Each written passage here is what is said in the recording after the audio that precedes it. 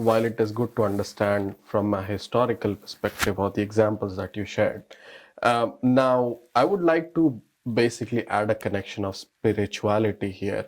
And when we sort of hear this, that Islam is the fastest growing religion in the world, we also tend to hear that human beings, they cannot run away from whatever nature God has sent them in this world with. So this purpose of life, or this nature of human beings, how does that connect with Islam? Because in one of your earlier questions you did mention purpose of life, so I just wanted to sort of connect all of these together to understand, from a spiritual sense, how does this, how does Islam has an edge over other religions? Right. See, Allah subhanahu wa ta'ala mentions in the Quran in Surah Fussilat, Surah number 41, ayah number 53. أعوذ بالله من الشيطان الرجيم بسم الله الرحمن الرحيم سنريهم آياتنا في الآفاق وفي أنفسهم حتى يتبين لهم أنه الحق. Allah subhanahu wa ta'ala says that soon we shall show them our signs in the universe and within themselves, up until it is manifest to them, up until it is absolutely clear to them that this is al-haq, that is, this religion of Islam is al-haq, that this book al-Quran, the kalam of Allah, is al-haq, is the truth. So until then, there will be signs one after the other popping up in front of the people's mind, and it will keep on satisfying their hearts. So Islam is but nature of human beings. Islam relates, resonates to the heart and the mind of human beings. And this is one of the reasons that in Islam we believe that every human being is born as a Muslim. It is only then that their parents or their teachers or the society turns them away from the path of God. So what this emphasizes is, from the Islamic teachings and from our belief, we understand that all human beings have been created with innate nature, with an absolute nature of humanity, with the nature of belief in God, with the nature of Islam.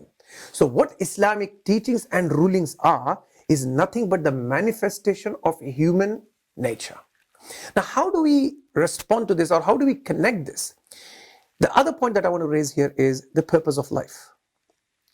The very purpose we have all been created. Allah subhanahu wa ta'ala says in Surah Al-Dhariyat, Surah number 51, ayah number 56, وَمَا خَلَقْتُ الْجِنَّ وَالْإِنسَ إِلَّا لِيَعْبُدُونَ. That we have not created the humans and the jinn except that they worship, that they be obedient to Almighty God, Allah subhanahu wa ta'ala. So that's the nature of human beings. They want to be obedient to something.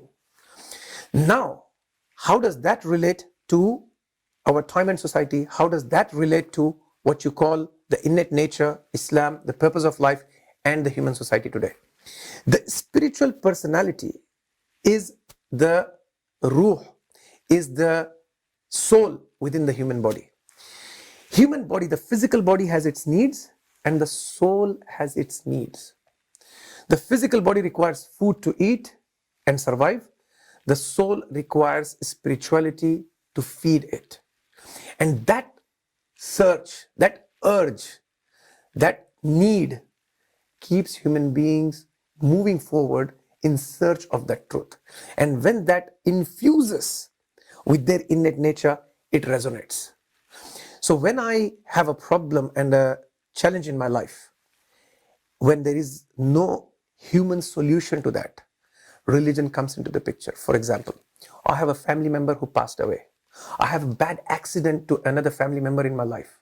What is the explanation to these incidents? They did not do anything wrong. They did not harm anybody. They did not hurt anyone. Somebody in my family is born with a disability. What is the solution to that? Why did that happen?